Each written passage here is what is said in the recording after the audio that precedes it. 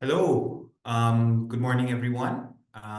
Thank you for joining our webinar here. I'd like to introduce myself. I am Ted Guaico. I am with Plastic Bank. I am the Philippine Business Development Manager or the Business Development Manager for the Philippines and Asia Pacific. Thank you for your attendance. I'll be introducing our panelists and hosts in a bit. I guess quick background for those you who do not know, but you will also find out more later. Plastic Bank. We are a global social enterprise. We were founded by David Katz and Sean Frankson. Good morning, magandang umaga, everyone. If hopefully everyone's well ventilated in this hot weather. Um, and I'd like to introduce now first our panelists. By the way, they will be delegating our questions. So I'd like to first explain the structure of this webinar. So we will have first a presentation, of course, from Attorney Ivy Joyce De Pedro. She's with DNR. I'll introduce her more formally later. After that, there will be a introduction also and really an explanation of who Plastic Bank is, what we do, and why we do what we do by Dennis Ragosti is with our team. The panel and all questions that will be provided or will be shared by our audience, yourselves, will be delegated by our marketing team, Audrey Trinidad and Camila Garb, and they are with the team, and also thankful for their presence. So perhaps we'll give one more minute before we begin, and yes, stay tuned. So please feel free to also share your questions in the Q&A portion in the Zoom. So that is delegated at the bottom of the screen for those who don't know. And for all questions, we do have also, by the way, a Q&A or question and answer after Dennis speaks later. So once again, this webinar is from 10 a.m. to 11:30. And everything hopefully will be very conducive, and we'll be sharing more of really of the updates.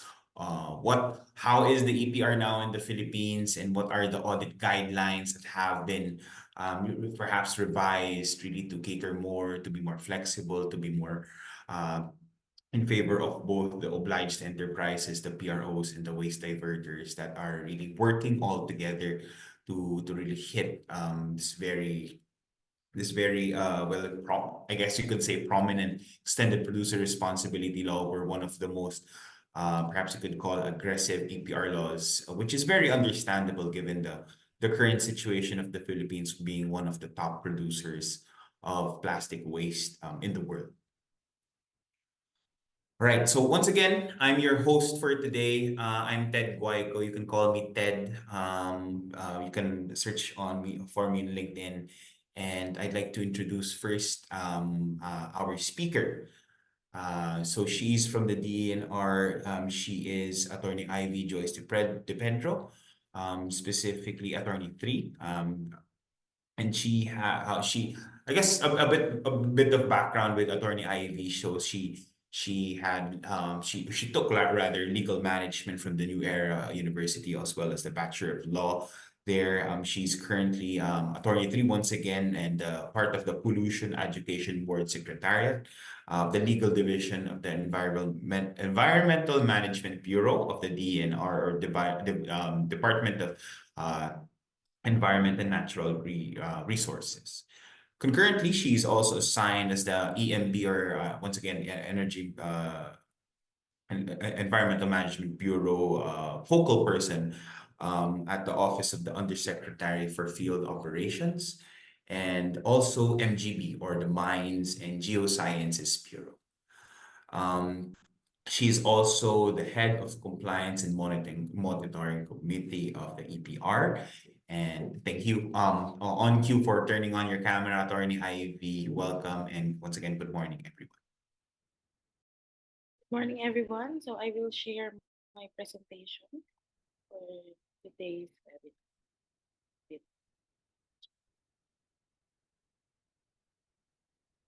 Can you now see my screen? Okay, good morning, everyone. Thank you for that introduction, Sir Ted. Um, so I will be sharing with you the updates on EPR implementation. I believe most of you here, if not all, are already knowledgeable about what EPR law. To have a bit background or recap of what EPR law is, this law, or the Extended Producer Responsibility Act, was enacted in 2022. The implementing rules and regulations, notwithstanding the fact that we were only given 90 days to formulate it. It was signed by the DNR Secretary last January 2023. And now we are moving towards the implementation of this EPR law, which penalizes obliged enterprises who fail or who would fail to comply with the targets set by the law. For 2023, the phase-in implementation, the obliged enterprises are required to recover and divert at least 20% of their plastic footprint. And later on, I will give you a background on how auditing would be conducted for the compliance year 2023. We have just released, the DNR Secretary has just signed the administrative order for the audit guidelines, and I will be telling you a little bit more about it later. Also, we are already in the compliance monitoring stage of this EPR law implementation. Basically, the EPR law covers only plastic packaging wastes, and obliged enterprises, or those whose assets are more than 100 million pesos here in the Philippines, generating plastic packaging waste, are obliged to implement EPR program. I believe Sir Dennis later will tell you more about how EPR programs could be done. But at least in the EPR program, there should be upstream and downstream strategies. Okay, so for the implementation of EPR law, now that we are already in 2024 and the first year of compliance has ended last 2023, I will tell you about the registration status and the online EPR registry and portal. As of February 21, 2024, or at least this was our latest census of the submitted EPR programs with the National Ecology Center, we have 133 individual obliged enterprises. So these are obliged enterprises that are covered under the law, and it also, these figures or these numbers also included those that are voluntarily registering, meaning even if they are MSMEs, which are exempted under the law, nonetheless, they wanted to implement an EPR program, we also indicated thereat. We have 9 collectives as of date, which has 60 members all in all. And the 8 producer responsibility organizations has 682 members. So as of date, we have 875 registrants to the EPR program implementation.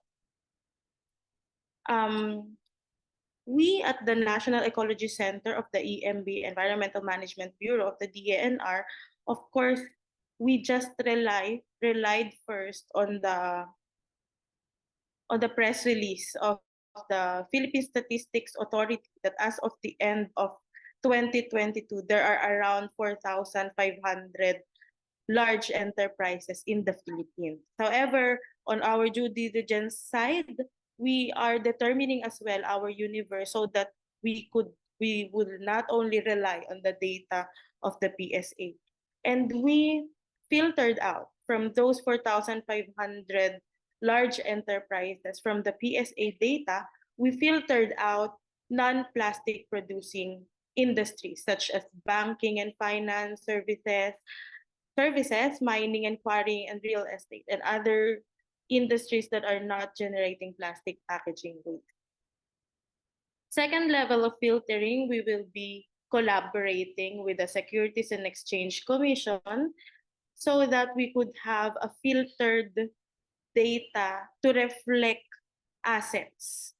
Again, to recap, the EPR law covers large enterprises in reference to RA 9501 or the Magna Carta for micro, small, and medium enterprises.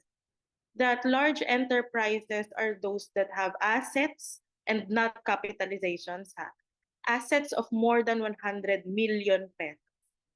So we will be using the data of the Securities and Exchange Commission so that we could be updated of the assets of the companies registering for EPR program implementation. From the first data that we had, the 4,541 large enterprises as released by the PSA, we eliminated 14 sectors, as you can see in your screen, making it only 7 that are generating plastic packaging waste.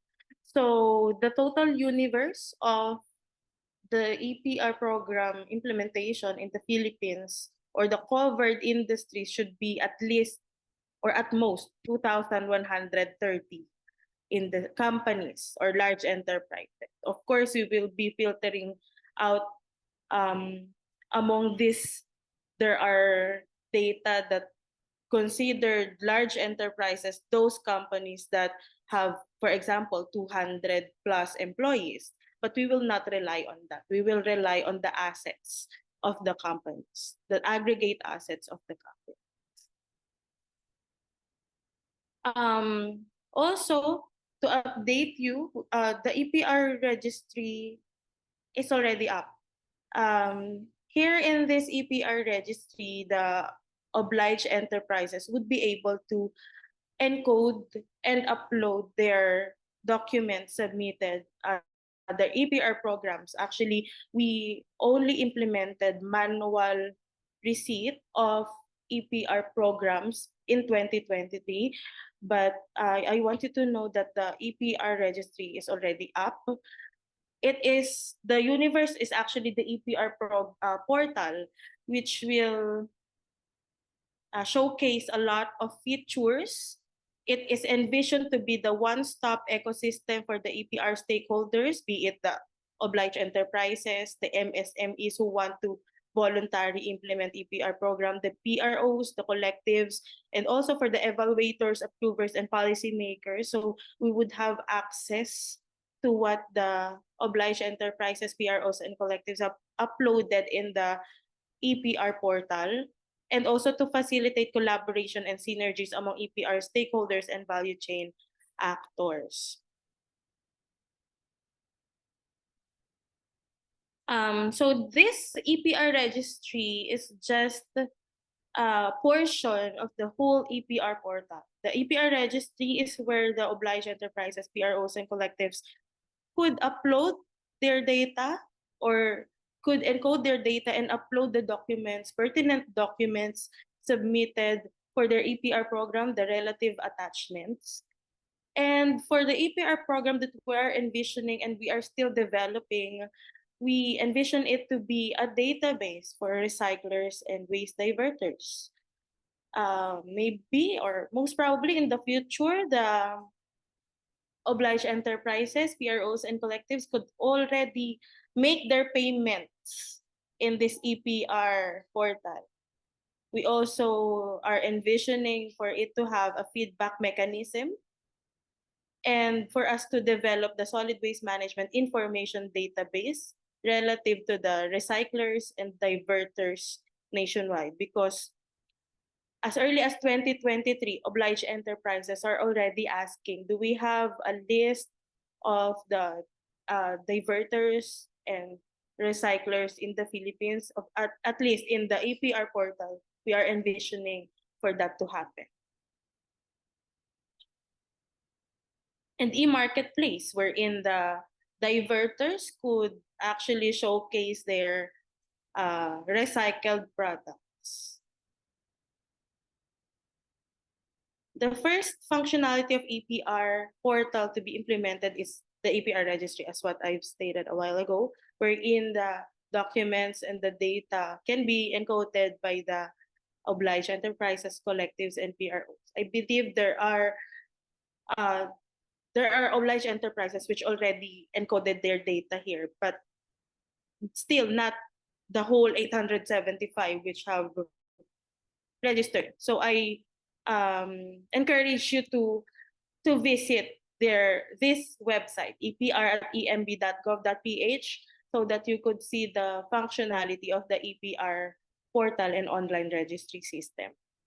But still, it is still under developing stage. But nonetheless, the registered obliged enterprises could already encode their data.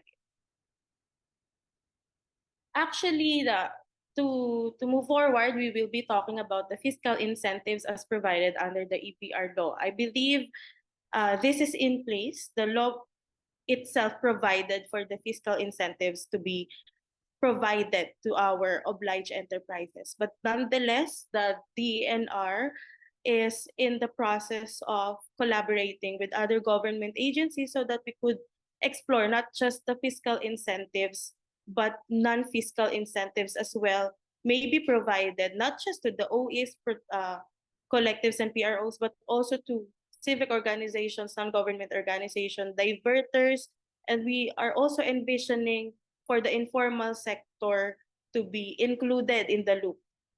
No? So, but first, we are developing these fiscal incentives in partnership with the Department of Finance. This is a draft, so I will not yet um, discuss the totality of the draft because that may be subject to change, but at least the public will know that we are um, in collaborating efforts with the Department of Finance. This is to implement the certification and availment of fiscal incentives, no? To elaborate a streamlined process for the availment of the fiscal incentives under the law and to clarify the specific roles and responsibilities of agencies concerned therewith. So basically, we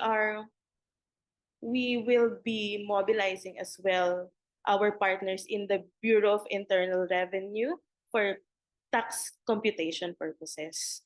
So these fiscal incentives may be availed of by an obliged enterprise or its authorized agents such as the PRO and must meet the following minimum requirements. So registration first and foremost is the EPR registration. So we have 875 registrants as of date, and I am very thankful that we have forums like this so that we could disseminate the information that still there are a lot of covered enterprises or obliged enterprises covered under the EPR law, which is not yet registered. So um, this will be this will have serious consequences. So I hope and I urge those that are not yet registered to register their EPR programs. So that is one of the requirements for availment of the fiscal incentive. First is the obliged enterprise should have registered its EPR program with the DENR, specifically through the National Ecology Center. So if you have no knowledge yet of where the National Ecology Center is, it is not the one at the front of Heart Center in East Avenue. This is located at the fifth floor of Executive Building of EMB Central Office at the DNR Visayas Avenue. So we will also be requiring the compliance report, and by compliance report, that would mean the ECAR, which I will be discussing a little bit later. No? The compliance report or the EPR compliance audit report, and the certificate of eligibility to be issued by the EMB. So The obliged enterprise, this is the bird's eye view of this availment process since this is not yet final. No? Application, given the three requirements that I have told you, and this will be evaluated by the Environmental Management Bureau, and the Environmental Management Bureau will certify that the EPR activities are indeed those that are included to be under the EPR scheme. And thereafter, the certification to be issued by the DENR EMB shall be submitted to the BIR for further evaluation on their end so that the obliged enterprise could avail the fiscal incentive. Okay, so we also have EPR compliance audit report and auditing guidelines. This is Department Administrative Order number 4, series of 2024, which was just signed last week, last April 22, 2024. But the final copy is not yet disseminated in public because it has not yet been published. So Plastic Bank is the first one to be apprised of this EPR compliance audit report and guidelines. No, this has not yet been published. No, so as according to the laws or guidelines such as this, IRR would take effect 15 days following the completion of the publication. So most probably this will be published this week. So, as provided under the law, EPR law, RA 11898, there should be an audit report to be submitted to the DENR for purposes of checking the compliance of the obliged enterprises with the target set by the law. But since the first compliance here has just ended, and we are yet to formulate the uniform audit standards as mandated by Section 44G of the EPR Act of 2022, we had it in phasing. So phase 1, we started, or at least this DAO 2024-04 would cover the agreed upon procedures, at least to guide the certified public accountants or the auditor on how to audit the EPR program accomplishments. And still another set for the uniform audit standards already. That would be in phase 2. But at least for this first compliance year, there is already a checklist or guidelines. So these are applicable, the guidelines are applicable to OEs, PROs, and collectives, or who are required to submit their annual EPR compliance audit report. We named it ECAR. These are checklists to prescribe the minimum contents of the ECAR, and it also has an undertaking. It pertains to those OEs, PROs, and collectives that are already undertaking limited or reasonable assurance in audit of their respective EPR programs.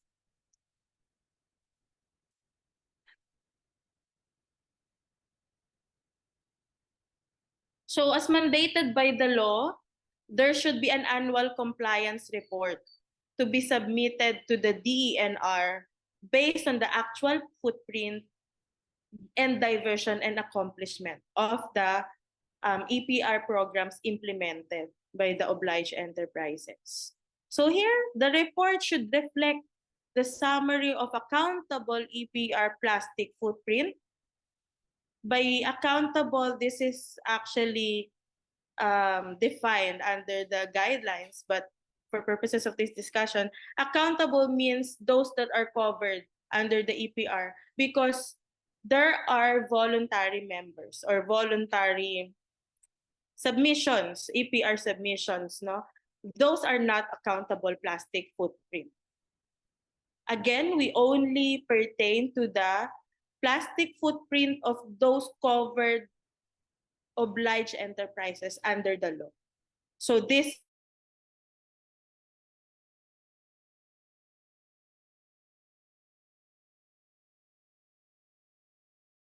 these are the account plastic footprint. We also, or the EPR, the plastic waste diversion accomplishment, and some voluntary disclosures. So this conduct of audit, so if we have auditors here that can relate with me, no, these are based on agreed upon procedures with the DENR for purposes of audits to verify the accountable plastic footprint, to verify the plastic waste diversion, and the plastic waste diversion accomplishment.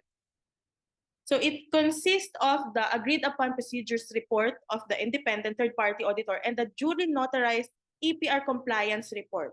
So EPR compliance report is different from the EPR compliance audit report. EPR compliance report is submitted by the obliged enterprise to their auditor, and that would be the basis of the starting point of the audit to be done by the third-party auditor. As provided under the EPR IRR, we already know that independent third-party auditor should not be the employee or affiliate of the said or the subject obliged enterprises. So there is an ECR prepared by the obliged enterprise, PR, or collective themselves, subject to the audit. And then the auditor will start from the ECR to be signed by the president of the reporting entity for accountability purposes, such as like in ECC, but this time the regulations prescribe that it should be the president of the company who should sign the ECR for accountability purposes. So the deadline of submission of the ECAR, so different ECR, different ECAR. ECR submission is, well, internal among you and your auditor. But the ECAR is June 30 or the first working day immediately thereafter of the current year. So this is a comprehensive table so that we could know the basis of the plastic footprint. So for compliance year 2023, the basis for the plastic footprint should either be 2022 or 2023, because there may be confusion because the law has just been enacted in 2022. So we understood that and we put it into this regulations that the basis could either be 2022 or 2023 for the 2023 target of 20%, which should be submitted on July 1, 2024. So as of now, you should already started with your auditing. For 2024, for this year, the basis for the plastic footprint is your actual 2023 generated plastic footprint, and the diversion is for this year, 2024. So whatever you have diverted for the year 2023, it stops there. January 1 of 2024, we will start anew for the target diversion of 40%, and so on and so forth. So the target as provided under the law is increases as the time goes by until 2028. It is already 80% and every year thereafter.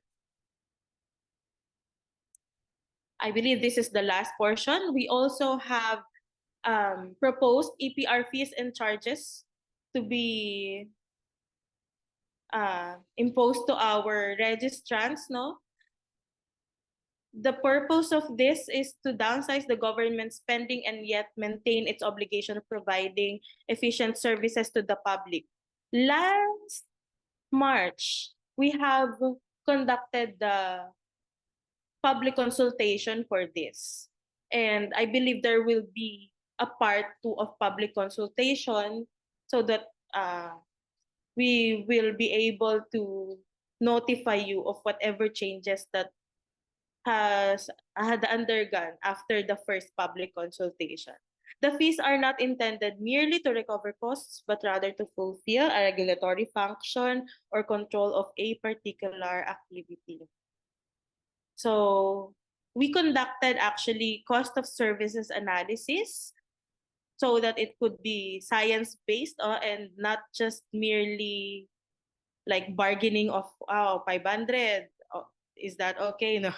So we conducted a study, and these are the allocations, proposed allocations of um, the fees to be incurred by the obliged enterprises. It, of course, the salaries and benefits of the staff, the shared cost, the maintenance of um, the facilities being used for the um, EPR program implementation.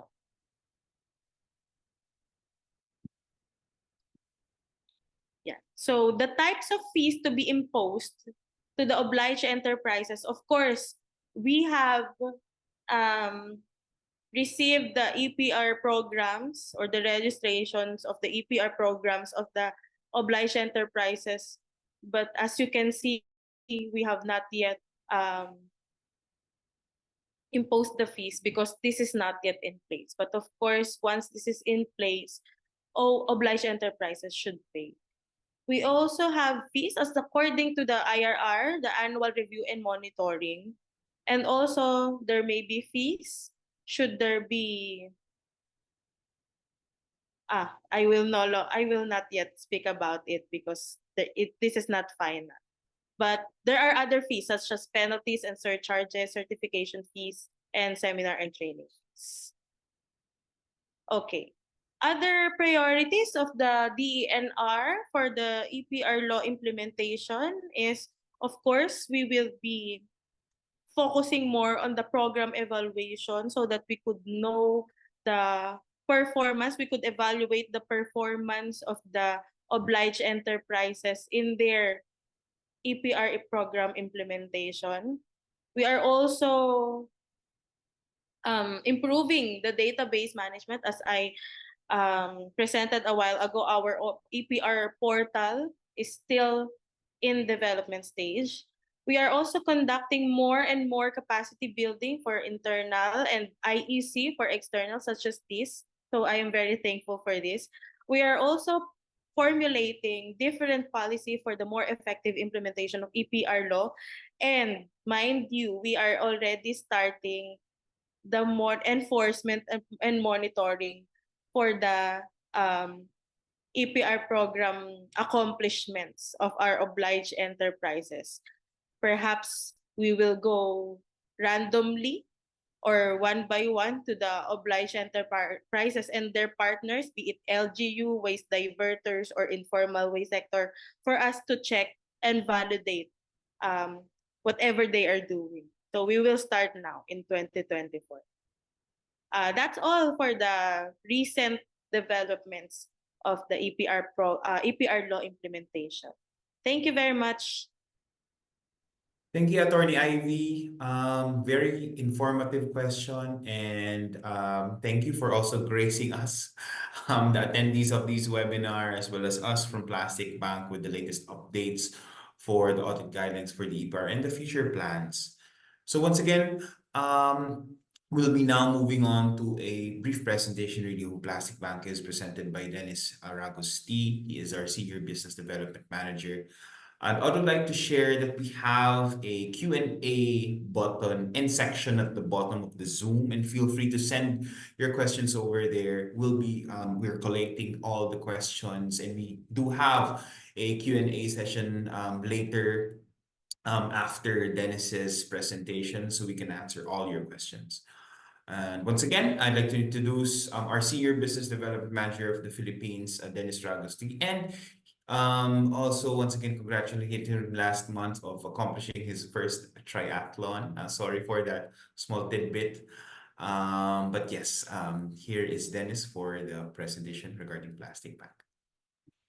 Thank you so much, Ted, for the introduction. Thank you again, Attorney Ivy, for that very comprehensive and well-updated update about the EPR law and the compliance reporting and audit guidelines. So for my session in this webinar, I will not be focusing on how Plastic Bank can help OEs comply with the EPR law, as this is given already. Plastic Bank can help companies be compliant with the EPR law. But what I want to discuss with you now is how you can grow your business and advance your sustainability goals while complying with the EPR law. How there's an opportunity for the EPR law and we can actually go beyond it and grow our business. So you might ask, a while ago, Attorney Ivy mentioned about the different EPR strategies. So based on the EPR IRR section 12.1 and 12.2, there are upstream measures which we can do to reduce the wastes. Some are redesigning the plastic packaging to improve reusability, recyclability, or even the recovery. One great example here is how Nature Spring changed their cap. From the blue caps, they made it into white caps. And then now they're actually, when you open the caps, they're actually still connected to the bottle so that it can still be recovered very fast. You can also use inclusions of recycled plastic content or post-consumer plastics so that you can actually eliminate virgin plastics in your product and packaging materials. You can also adopt appropriate product refilling systems or refilling stations to replace single-use plastic packaging. Companies can also enforce viable reduction rates plan to minimize the use of plastics in their products and packaging.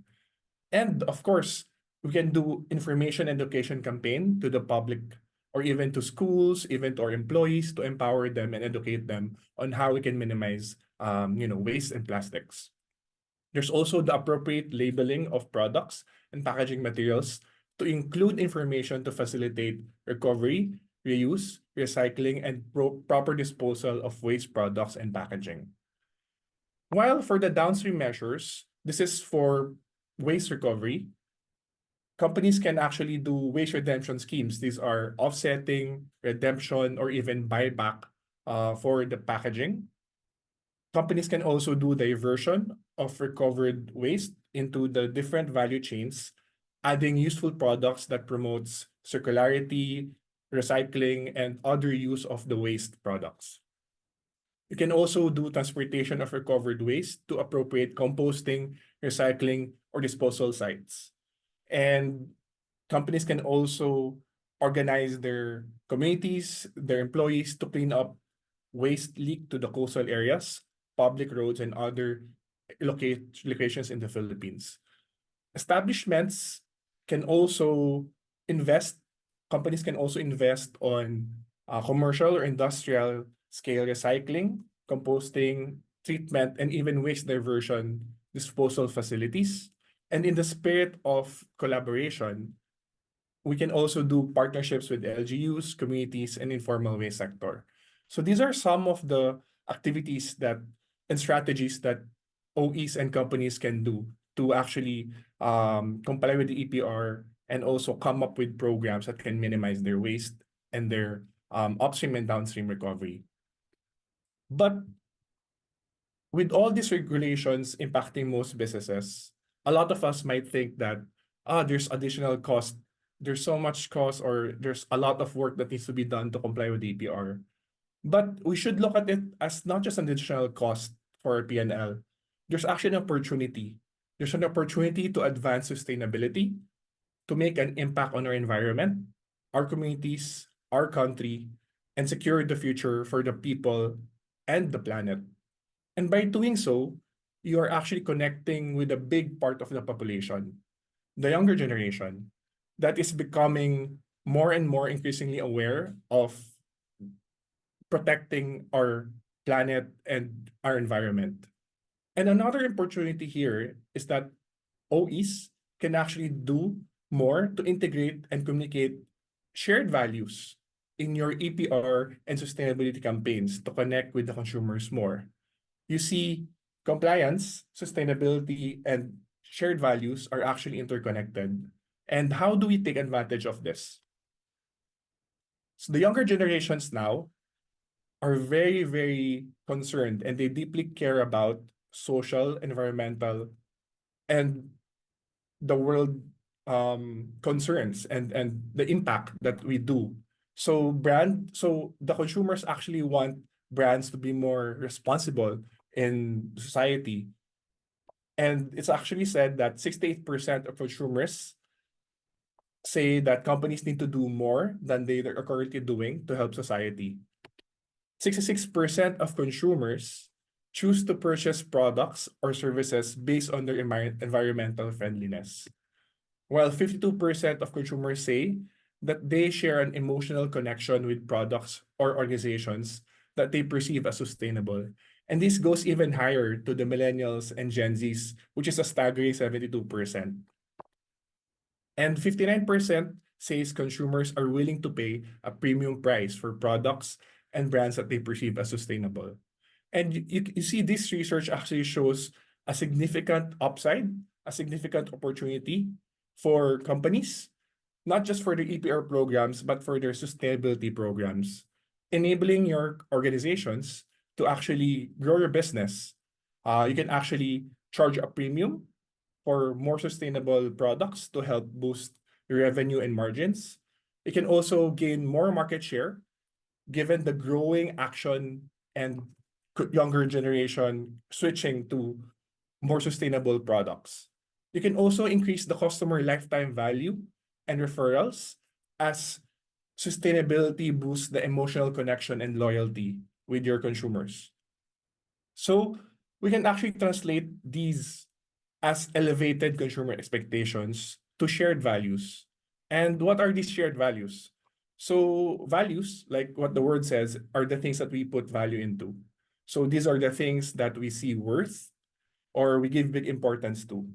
And some of the most important goals for people, countries, and the United Nations are actually the UN Sustainable Development Goals, the SDGs. And I think most of you are actually familiar with this. They address some of the biggest problems in our society, such as poverty, health, education, inequality, clean water, climate change, and much more. With 193 countries and thousands of organizations and companies going behind the UN SDGs, we see that people now have the same goals and values on what's important to develop and happen in our society. We have actually the UN Global Compact Network, which is a network of different organizations and companies around the world, which actually we're fortunate to have some of the Global Compact Network Philippines to be part of the attendees now. And also, there's more and more consumers and younger generations that are valuing the UN SDGs. They're being more proactive in addressing these goals. One example is the 2030 Youth Force, which is a global organization that advocates for and promotes awareness for the UN SDGs. They have a chapter here in the Philippines and have done several campaigns to involve thousands of youth in promoting these values that we have. And in Plastic Bank, what do we have to do with this? We actually share the same values. We use plastic as a currency to help end poverty and stop plastic pollution. We believe that eliminating poverty is key to developing humanity further. And our solutions and our programs are aligned with the UN SDGs. So what do we do?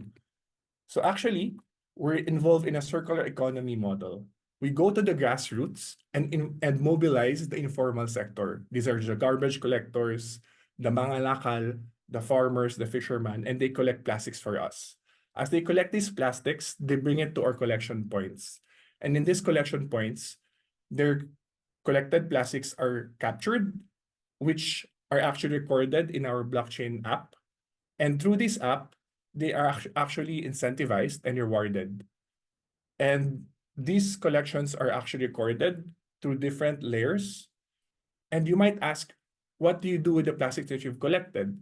So with the plastics that we've collected, we process them through a process called mechanical recycling. They're washed, shredded, flaked, dried, and they turn into recycled plastic pellets or resins. And we provide this to manufacturing companies to make new products and packaging. And these companies put them out in the market again, and our collectors collect them, and we go through the loop of the circular economy model. Plastic Bank was founded in Canada in 2013, and we have over 10 years of global experience. We have a lot of partners all around the world, even before the EPR. We have operations and collections in several developing countries that have vulnerable populations and heavy polluted coastal areas, such as the Philippines, Thailand, Indonesia, Egypt, Cameroon, Brazil. And as of last week, Plastic Bank has already collected 6,133,000,000 equivalent plastic bottles all around the world. We've already registered and mobilized 48,785 collectors worldwide.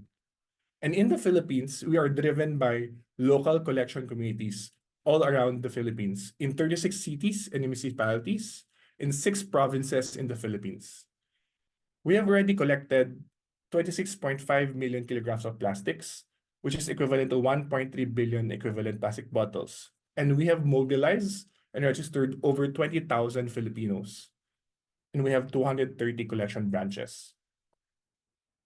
As we develop all of our collection branches and our communities, we make sure that we actually equip them. We provide them with tools, safety equipment, kariton, pedicabs. We equip them with digital connectivity, financial literacy, and even provide them with medical cards, health insurances. And regularly, we give them grocery vouchers, food and health programs. But most importantly, whenever we come into a community, we make sure that we educate them and uplift their mindsets on how to get out of poverty and earn more by expanding their collections and operations. And to this date, we have more than 1,600 beneficiaries from different programs. I have shared with you a lot of numbers from plastic collections, from collection points, from our impact, and even a lot of different numbers. So, you know what's important when it comes to shared values, sustainability, and impact? It's actually recording and reporting. Being able to back up our claims is very, very important. A study by McKinsey found that 87% of consumers believe that companies have a responsibility to address sustainability issues. However, if your claims are not assured, cannot be backed up, you can be accused of greenwashing, subject to even consumer backlash or even face penalties. So that is why we have our blockchain-powered platform that enables traceability of collections, ensuring that every kilogram of plastics that is collected is properly recorded and every member receives the rightful incentive. From the collection members to the collection points to the processors, they have access to our app. Each transaction can be logged and traced using our app. And this tool allows us to be audit ready and ready to back up our claims and our partners' claims. So this is actually a very updated sneak preview. This is actually a new function or a new service from Plastic Bank. And I'm going to show this to you quickly. But if you want to find out more about it, feel free to talk to us after the webinar. So this is actually our Impact Hub, which is coming to the Philippines very soon. For the brands and our partners, you will have access to the Impact Hub where you will have your own personal dashboard where you can see the plastics collected, people impacted, communities impacted, social benefits given, or even the value that you've created. And you can actually access the audit logs and see where collection come from. This will definitely help with your reporting and sustainability reports. Aside from accessing your metrics and audit trails, there are employee engagement tools, impactful assets such as marketing and storytelling tools that your marketing teams, your PR, your HR teams can also use. And I would be more than happy to show you this after the webinar. So in this Impact Hub, you can also access assets, storytelling assets, where you can download badges and logos, where you can actually show your activities and your collaboration with Plastic Bank. You can even customize your partnership claims, how you're stopping ocean plastics, how you're actually improving the lives of ethical collection communities. And there's a library of photos, videos, and stories where you can use in your marketing campaigns, in your PR campaigns, or even to tell your stories out there. So these are actually tools that can drive your PR activities and really connect with your consumers more and talk to them about the shared values that we're really putting attention to.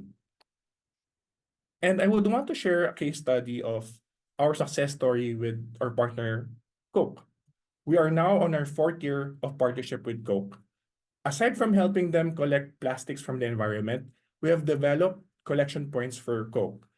So far, we have 16 collection points, collection branches in the Philippines with Coke for Plastic Bank. And we have also trained 269 collection members for Coke. And Coke has leveraged this partnership to communicate more with their consumers, promoting online and broadsheets, even in traditional media. And they have published several stories about these. And they get to actually connect more with their consumers and talk about the shared values and grow their business. And Coke is just one of the brands who work with Plastic Bank. We have more partners locally and globally around the world who are making environmental, social, and economic impact. And they have empowered communities to be part of the circularity and telling their stories out there. When you do authentic impact and go beyond EPR compliance, these stories are being told not just by you, but also other people who are concerned. And we should actually look at leveraging this and also taking this opportunity to put the stories of sustainability, put the stories of shared values out there. So these are some of the stories that our partners have done, and they have received millions of views and tractions around the world. And all of you can do this too. So for my last slide, I would just want to recap on how we can actually go beyond compliance and what are the different shared values or different stories that we can talk to and tell the stories to our consumers. So Plastic Bank supports ethical collection communities that help secure collections and waste diversion and feedstock. Our blockchain app helps trace, record, and also provide auditing for our collections. And this is to avoid greenwashing and be audit ready. With the communities that we work with, our impact program and social benefits help our collection members. So you can be part of how we improve the lives of our collection communities. And our collected materials are processed into recycled plastic feedstock for reuse for new products and packaging. And this way, you can actually lead the way in using recycled plastics in your industry, not just minimizing your reputational risk, but also improving your reputation, addressing the different facets of enterprise risk management from environmental, economical, or even social. So just to wrap it all up, you can see how we can actually support your EPR compliance. Plastic Bank makes it easy to implement your EPR and sustainability programs to our collection communities and blockchain app. You can also use the tools to actually connect more with your consumers and elevate your brands. And finally, you can definitely grow your business by taking advantage of potential additional margins or revenues from premium products, from actually increasing the customer lifetime value and loyalty by the emotional connections and loyalty that you get from your consumers, and also really growing your market by taking advantage of switching of consumers to more sustainable products. And thank you so much for this time. And if you want to find out more, if you need help with EPR compliance or you want to level up your sustainability programs, feel free to book a meeting with us. You can scan this QR code or you can send an email to me at my email there, dennisT@plasticbank.com. So thank you so much. I believe we're going to go to our question and answer portion. Thank you, Dennis, for an equally eye-opening and comprehensive presentation regarding Plastic Bank. So now we are now open for questions, and we're also, I guess, thankful for the number of questions that are already piling up in our Q&A section. Once again, at the bottom of your Zoom, if you're in a laptop, perhaps. And perhaps I think majority so far of the questions are for the DNR. And I believe one of the first questions here are from from Eduardo Velasco. If you, I believe it would be best for Attorney Ivy to answer this. So once again, the floor is open for questions. Please feel free to jot in your questions in the question and answer. So I'll just reiterate the question from Eduardo Velasco here. Are companies already registered in the EPR program? Do they still need to register in the portal? Yes, they still need to encode. Actually, the portal is for the encoding of the data and the uploading of the documents because we only received it manually. So we are transitioning for a full online implementation, and that is how EPR portal works. So you also need to encode your data in the EPR portal. Thank you, Attorney Ivy. So, just to summarize, so please, everyone here who are OAs, perhaps please feel free to register as well into the portal, just for that assurance, right? I'd like to move on, perhaps, to a anonymous question. So the question is, what if a company is registered as a voluntary entity for last year or 2023? However, for 2024, they opted to register as an obliged enterprise under APRO. Is that company still required to provide the plastic waste footprint report for the registration for this year, 2024, given that they already registered as a voluntary entity and technically should have already footprints? Okay, so in 2023, the company registered as a voluntary, so meaning it belongs to MSME. As per the law, they are not required, but encouraged, highly encouraged. And in my presentation a while ago, I distinguished between the accountable and non-accountable plastic footprint. Hence, for MSMEs, they may or may not submit an ECAR, or if they want to, they may have it audited as well for submission to the DENR. But of course, that as for the targets, MSMEs are not covered. That is very clear. But if you have registered under a PRO or you shifted your individual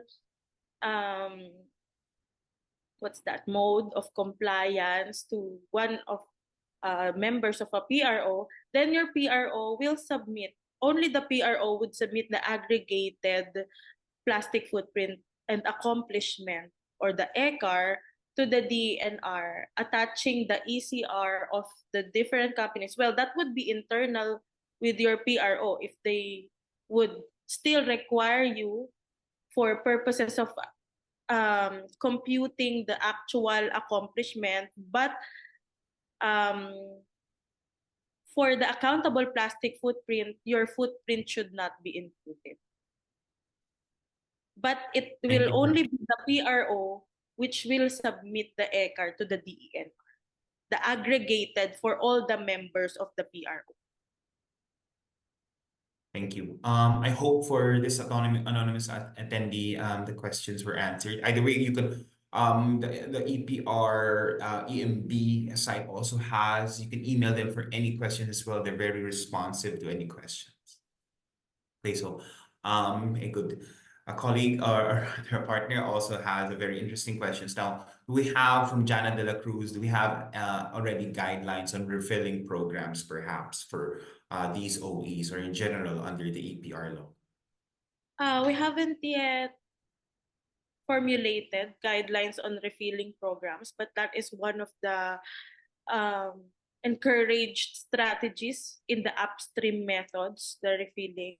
But I believe there may be health risk for this, so there should be a guidance from the Food and Drug Administration regarding this refilling. So we are still collaborating with different government agencies, and noted po so that we could have a guidelines as well for refilling. But as of this moment, not yet.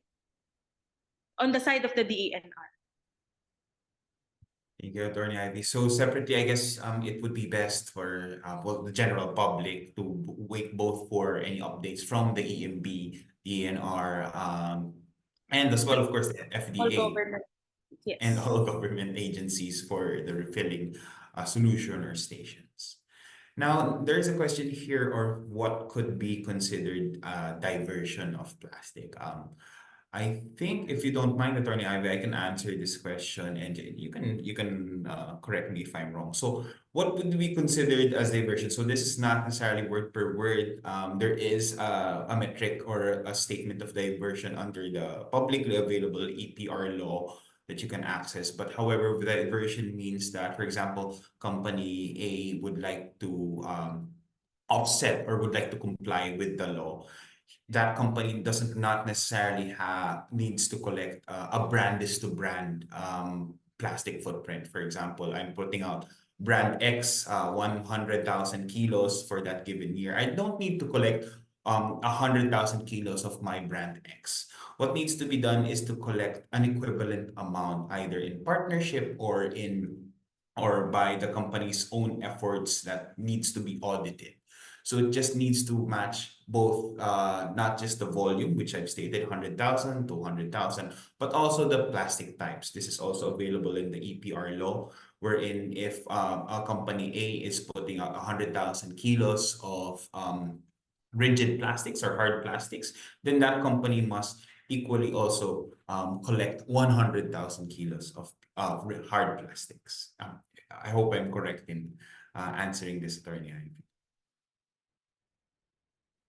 Thank you. Yes, sir. I would just like to add no, that the diversion that is being indicated in the law is that we offset rigid to rigid and flexible to flexible. So if you are generating flexible plastic footprint, you offset it with another flexible plastic footprint for purposes of computation for the compliance under the law.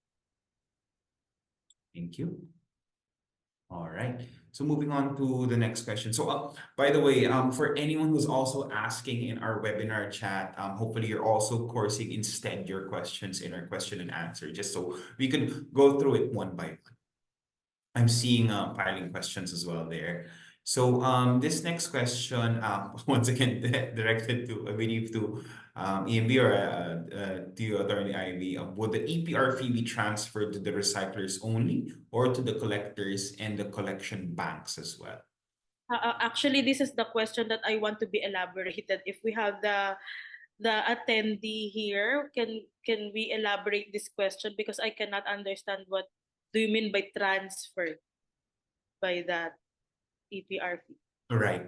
No problem at all. So for this attendee, I saw that you filed yourself as anonymous. No problem with that. So I will be going through the questions once again in sequence. So feel free to re-ask that question, maybe reword it so we can all understand it better. But sir, if to answer the question, I like to say that only the OEs, PROs, and collectives would be imposed with the fees and not the recyclers. Well, it will be up to your internal agreement with the obliged enterprise on what fees would be collected from you as a recycler or as a diverter. But the DENR would only collect fees from the obliged enterprises, PROs, and collectives. Thank you, Attorney Ivy. Okay, now this next question is regarding a plastic footprint. So let's say this company uses the 2023 actual plastic volume or footprint on the ECR. Does that mean for the ECR in 2024, the same plastic footprint applies, but the only difference is that really the 40% plastic target recovery? Okay, thank you for that question. Actually, a lot of stakeholders are asking that. So for 2023 compliance target of 20%, the basis would be your 2022 or 2023 footprint, which may be based on your, or other companies are basing it on their sales, year-end their sales, and then they extract the plastic footprint, plastic generated on the basis of their sales. But we are not asking that. Like, it's self-declaration as provided under the IRR. It's self-declaration for 2022 and 2023. which is your basis for the 2023 compliance. But for 2024, what I overlooked or failed to mention a while ago is your 2024 target of 40% is based on your audited 2023. So your ECAR reflecting your 2023 data would be your basis for the 40% compliance for this year. Also No informative. Thank you. longer self-declaration. It is Hmm. the audited plastic footprint already. Thank you, attorney. All right. Now, the next question actually has been asked by us as well. It would be best if everybody knows. So how do you qualify as a service provider, either a recycler or collector, maybe a waste diverter for anyone attending here, PRO perhaps, under the EPR program? Do they need to go via the platform or do we need to reach out to these PROs? I will answer it first and then you. Actually, there are no qualifications yet or any accreditations or standards yet provided by the DENR for one to qualify as a service provider. So as long as you can divert and you want to partner up with the obliged enterprises, it's up to them.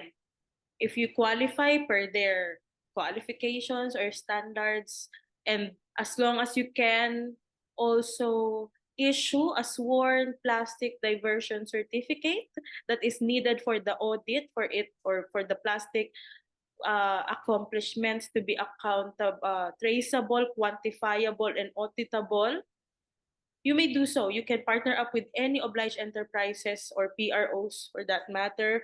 You can go to the PROs for that. But as of this moment, we have not yet released a guidelines for accreditation of service providers. So just reach out to the obliged enterprises or PROs.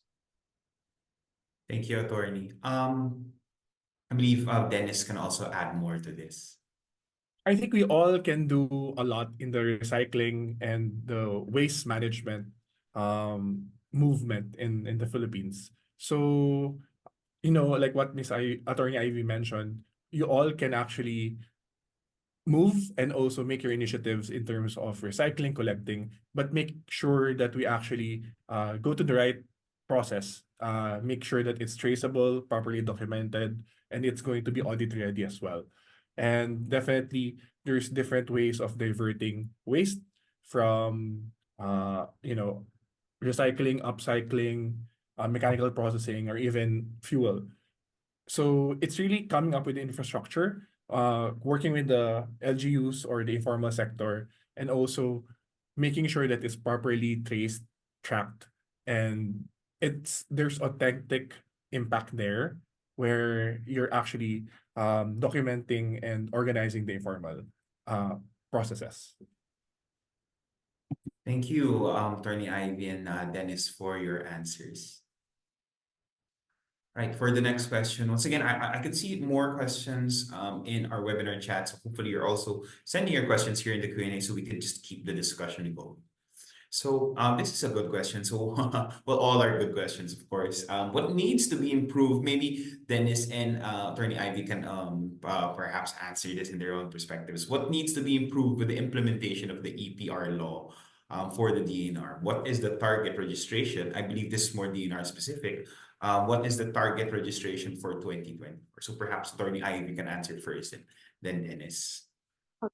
What needs to be improved? Of course, we need to improve everything. But internally, we are capacitating ourselves so that we could efficiently implement the law. Actually, just recently, we came back from Korea and we observed the best practices of EPR implementation in Korea. So hopefully, we can localize, if not copy-paste the process and the mechanisms of the EPR law implementation in Korea. But as first world country, there is a big and huge gap in our countries. But hopefully we can localize some of their best practices in our country. We are also improving internally. Though there are very big challenges as well internally. But still, we are conducting um, information and education campaigns. And I'm very thankful for this opportunity, Plastic Bank, that we are able to share our recent updates with our stakeholders. As for the target registration for 2024, as I've stated a while ago, from the initial 4,500 PSA release data of large enterprises, we filtered it out that we already deducted from the 4-5 those that are service industries, banking and finance, those are that are not generating plastic packaging wastes down to 2,130. And that is not yet final as compared to the 875 registrants. We have still have a long way to go for us to reach the 2,130. Still, we are in the process of filtering it further because that is not asset based, the 2,130. It may go down a little bit just to shorten the gap between the actual registrants and the 2,130. But nonetheless, after the filtering, after we acquire the data from the Securities and Exchange Commission, most probably it will go down further. And that will be our target. Because this 2024, we will be starting to endorse those non-registrants to the Pollution Adjudication Board. As provided under the law, non-registration is an offense. And an offense, for the first offense, the range of penalty is 5 million to 10 million pesos. So we don't want, well, the direction of the DNR is actually to build partnerships within our stakeholders, primarily with the private sector. And we don't want to be the mindset of the industry is that they would comply because they don't want to pay the penalties. It's the other way around. They want to comply because this is good for the environment. And that is what we want to happen. Thank you, Attorney Ivy. So first off, I would want to commend Attorney Ivy and the DNR for the openness and humility to say that we can improve everything in the EPR law. And my thoughts here is a while ago, Attorney Ivy touched on the refilling. So I think it's really coming up with a more comprehensive and more detailed guidelines on different programs. For example, for the refilling systems or programs, how do we actually integrate that with the different government agencies? Or even using of recycled materials, post-consumer plastics. How do we actually quantify that and also offset that from the plastics that we have to recover when we use recycled plastics? There's also definitely using biodegradable plastics or easily compostable plastics. Also, how do we actually also accommodate that and consider that in terms of the recovery? But of course, I'm sure that the DNR and the whole team of the government is really trying to improve and look at other ways in really improving the EPR law. Thank you, Dennis. And just to add lastly on that, the EPR law and perhaps any compliance around the world needs multi-sectoral efforts, private, government, citizenship. So we're very thankful for this openness of DNR and constant vigilance. I've seen also colleagues of Attorney Ivy locally and globally in many seminars and talks, and of course, as well as the continuous effort of all the companies, big or small, in this whole movement of EPR. And as you've said, there's always room for improvement. Thank you for your answers. So we'll move on just to the next questions here now. What supporting documents are needed and that need to be acquired from LGUs, perhaps the MINROS, if they will be collectors of the establishments of plastic waste? Okay, so in our first leg of information dissemination, I believe I mentioned, perhaps some people here are already have already witnessed me talking about EPR.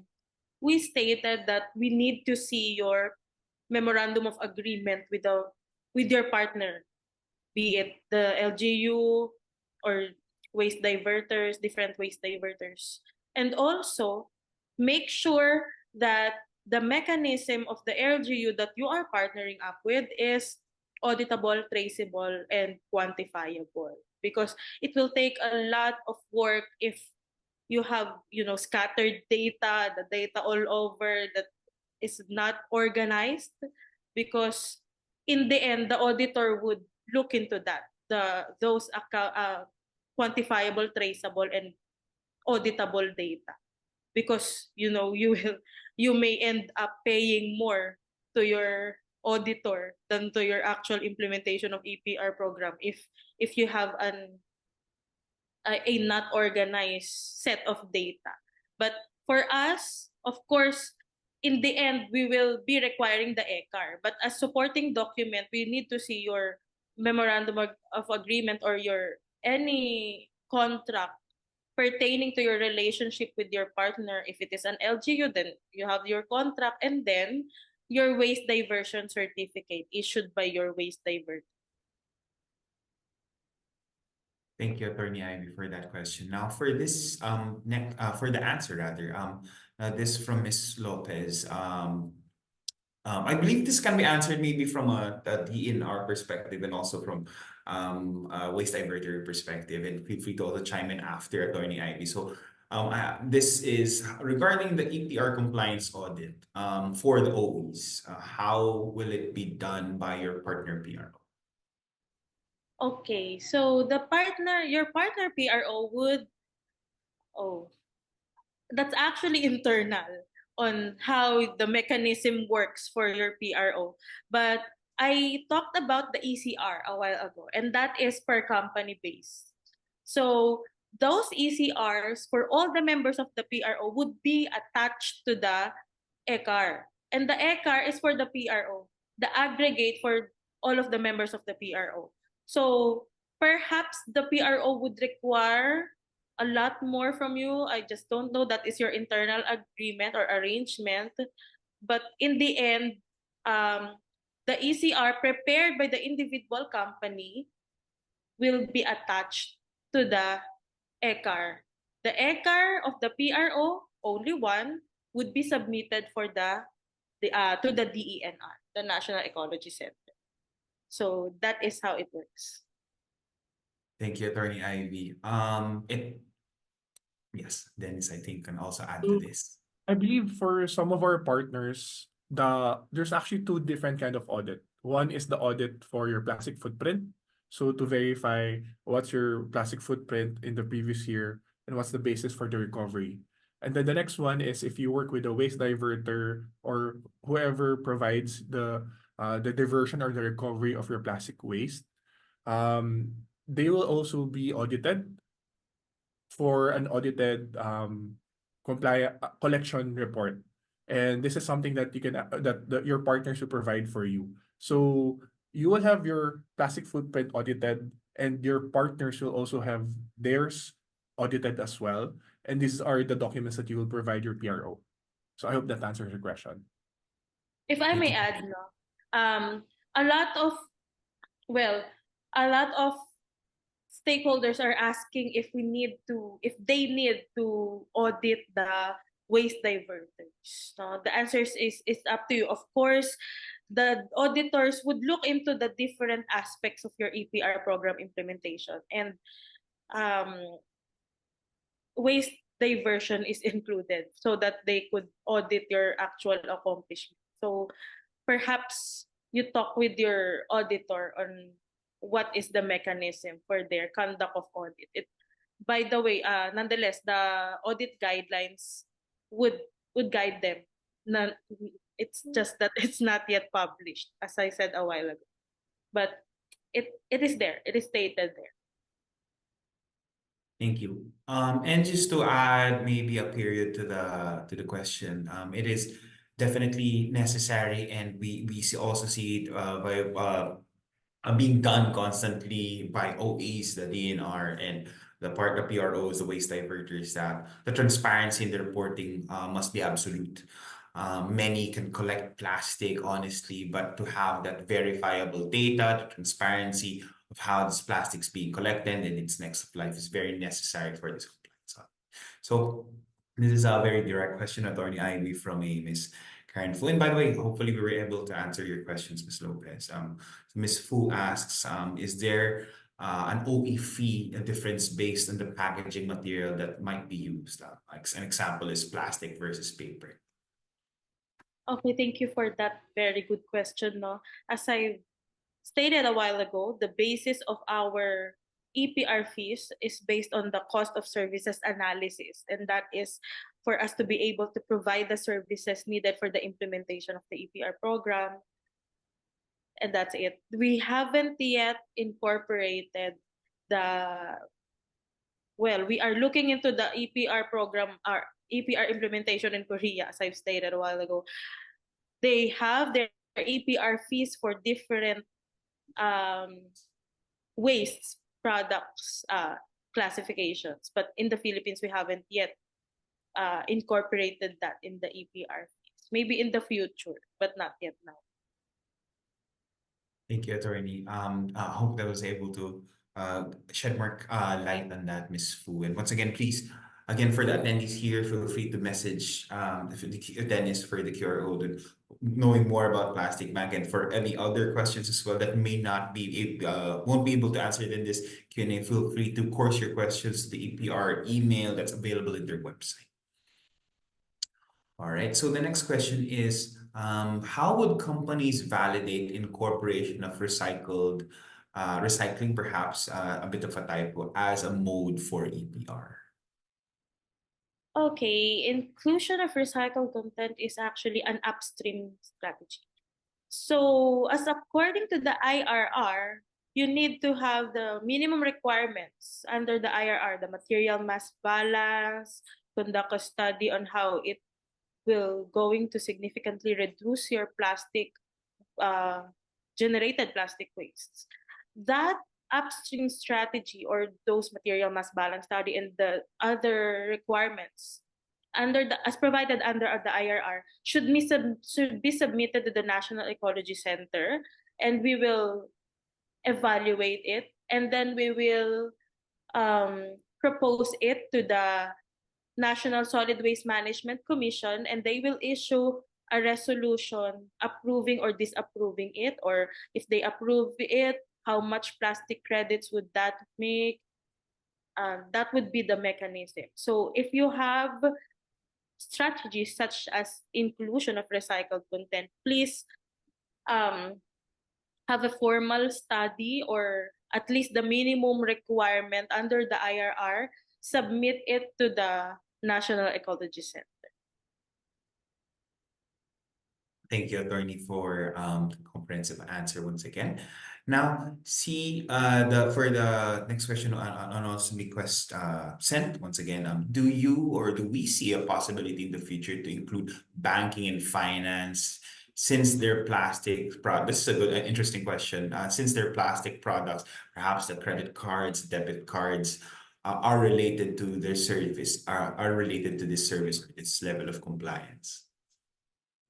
Okay, thank you again for that very good question. Actually, internally, we are debating that we should include. Actually, I myself personally would want to include those companies providing us with a paper statement of account. There is a plastic portion in the envelope, but we will look into that. But as of now, the priority are those industries that are really generating plastic packaging waste that you will see lingering in the water bodies. But I will look into that. Noted po. We will look into that possibility, but for now, we are prioritizing those industries that are in the priority list of the DENR. Thank you, Attorney. All right. So the next question from Ms. De Los Santos here, are there any standardized templates available for use in all submissions or requirements outlined by the EMB for the EPR and compliance and for EPR registration and compliance, right? Okay, for EPR program or the submission of the EPR program, the registration, in the IRR, the documents needed are already stated there. And for the EPR program, we don't have a template yet, but we just need to see that the 7 components of EPR program are there in your. It's just like a thesis wherein you will narrate each components of the EPR program that you are implementing, and also the attachments to that. Those are already found in the IRR. For compliance, for the compliance audit report, just wait for the official publication of the DAO 2024-04. There are templates, the annexes to the administrative order. There are templates there. Right. Thank you, Attorney Ivy. We were able to answer your questions, Mr. Los Santos. And we have, I just want to, quick time checks. We have 6 minutes left to answer all your questions. Hopefully we could get through all of them, if not most of them. Once again, please reach out to me or Dennis and through the QR code for any more questions. We can perhaps course it also to Attorney Ivy. And also the EPR team from the EMB also has a public email. You can quickly email them for any more questions. And for perhaps other questions down the line that I have not seen regarding recording, this also is being recorded and will be sent to all the attendees. Just moving on to the next question from Ms. De La Cruz here. Is there any update as well on the computation of the plastic footprint on products using recycled packaging? Sir, I believe that was answered already. Yes, confirming. Yes, hopefully I'm able to take note of the answer earlier on, Ms. De La Cruz. Okay, from Ms. Pagorigan here, if the company has already registered with the PRO, will we still need to upload our documents separately, perhaps to the EPR portal, or the consolidated report from or that's submitted to PRO will suffice? Coordinate with your PRO so that they could upload it for you, because you are already a member of the PRO. All right, and I believe this next question as well has been answered from Ms. Buenavista, but correct me if I'm wrong on the process of starting to register on our EPR registration. We have a template format. Do we have a template format or guidelines on how to do our EPR program? So once again, that was also previously. Sir, may I add, of course, you can always visit us 5th floor of the executive building of AMB Central Office in the DENR compound, Visayas Avenue. We are very much willing to answer all your questions. We can guide you on how this is done. All right.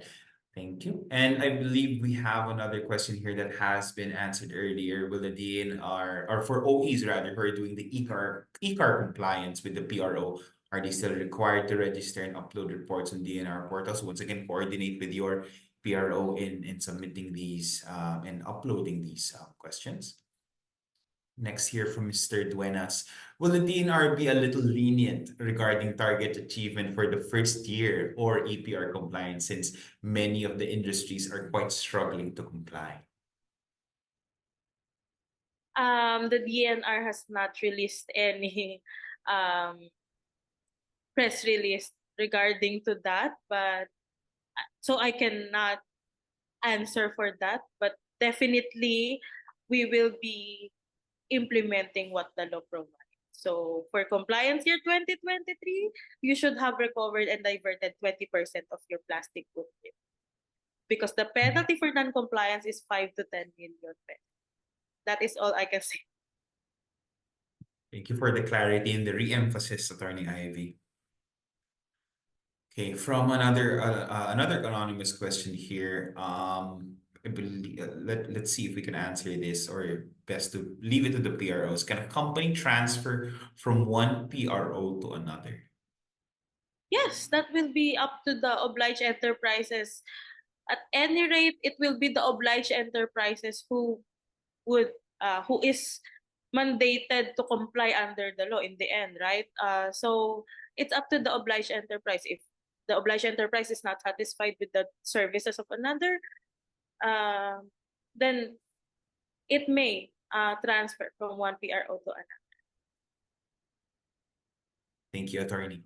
All right, so you can transfer to any PRO, and you can also actually register yourself as an obliged enterprise through the portal. So, question here: what are the qualifications of partners we have to look for to What are the qualification of partners that we have to look for to comply with EPR? I believe this is more of a PRO partner or waste diverter partner. Okay. The EPR law being primarily a downstream law, no, focusing on recovery and diversion. But of course, we are encouraging for the companies to implement upstream strategies for the reduction of plastic waste. Nonetheless, if their products have already been transmitted to the market, then that is already downstream strategy they have to implement, no, the recovery and diversion. For your partners, whether it be for collection or diverter, we haven't yet released or formulated accreditations. But of course, in the future, we will. Because a lot of people are asking that, do you have an accredited PRO? The answer is no, because there are organizations that have organized themselves for purposes of being a PRO in this EPR program. We are not yet accrediting them, but of course, it's up to you on whom you're going to partner up with. The obliged enterprises are given a wide latitude of discretion on how they're going to partner up with collectors on one side and diverters on the other side. So it's up to the obliged enterprise. Of course, in the end, the data of the diverter, and of course from the point source, from the collection aspect up to the diversion aspect, all your data should be quantifiable, traceable, and auditable. So maybe you could look for a partner who can do that.